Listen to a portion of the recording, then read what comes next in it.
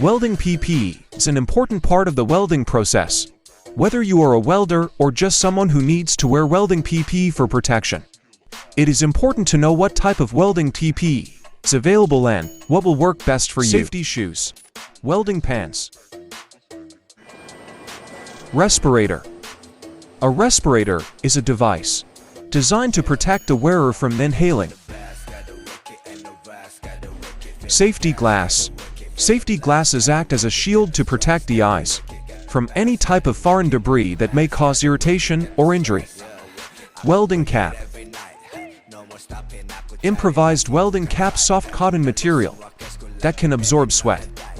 Welding gloves are made of leather and other materials to protect workers from flames, heat, and sparks encountered when welding. Welding apron. Welding aprons protect workers from sparks, spatter, slag, and flame. Welding mask. Welding mask is a protective head shield that covers your face and eyes.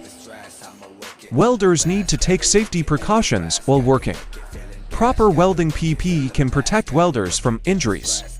There are many different types of welding PP, and each type has its own benefits and drawbacks. It is important for welders to choose the right type of welding PP for their needs. Thank you for watching.